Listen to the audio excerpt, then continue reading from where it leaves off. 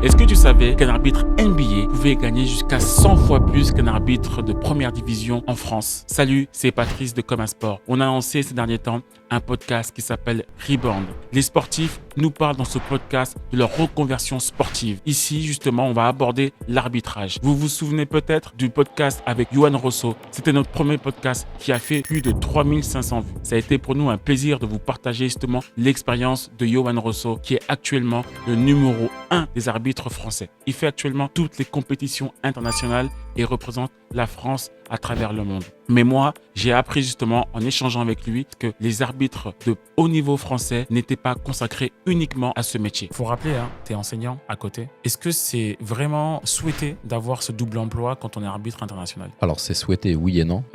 Oui, pour une raison, c'est que l'arbitrage est encore, je dirais, encore un peu précaire. C'est en train de se professionnaliser. On nous donne des meilleures conditions au fur et à mesure de l'évolution de l'activité, mais c'est pas encore assez stable et assez sécure pour pouvoir faire que ça. Derrière, il faut gérer toute la partie retraite, assurance maladie, etc. Moi, je retrouve ça dans l'éducation nationale où j'ai une stabilité d'emploi, j'ai une sécurité et j'ai une couverture. Et surtout, j'ai un plan après-carrière. Et en creusant un petit peu, je me suis aperçu que les arbitres NBA gagnaient 100 fois plus. Parce que je me suis demandé justement s'il ne fallait pas revaloriser le métier de l'arbitrage de basket en France. Voilà, aujourd'hui, on se rend compte qu'un arbitre en NBA pouvait gagner au minimum $155 000 jusqu'à $700 000 à la saison.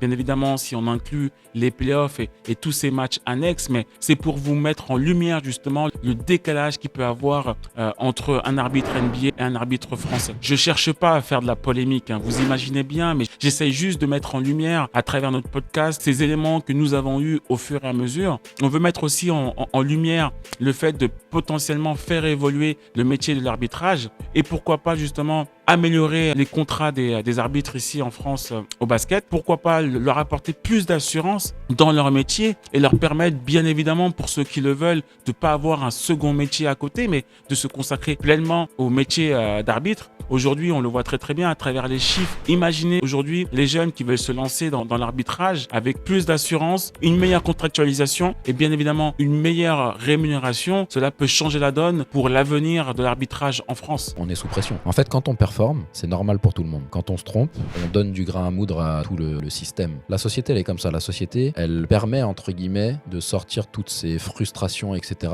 envers l'arbitre. Et c'est accepté. Je sais pas pourquoi. Peut-être parce que c'est méconnu. Peut-être parce que les gens n'ont pas cette volonté de prendre cette responsabilité non plus et ne connaissent pas notre rôle. Mais en tout cas, il y a une espèce de déshumanisation et un déferlement de haine qui est assez régulier et qui est banalisé par moments. Et ça, c'est choquant. En abordant justement ce sujet, je me suis rendu compte à quel point ces arbitres, ils avaient énormément de pression. Comment on peut justifier un salaire aussi peu? On se rend compte que c'est à peine un SMIC. Comment on peut accepter qu'un arbitre qui a un rôle aussi important dans un match peut être aussi peu rémunéré et avoir aussi peu d'assurance et de précarité finalement dans l'exercice de son métier? Pas de polémique, c'est vraiment pour amener à la réflexion, éventuellement que si les instances voient ce message, se posent la question de pourquoi justement ne pas augmenter la rémunération des arbitres, pourquoi ne pas les soulager justement dans leur apprentissage du métier d'arbitre en leur laissant la possibilité d'être soit à plein temps ou à mi-temps. Je répète encore, je ne veux pas faire polémique, je veux juste apporter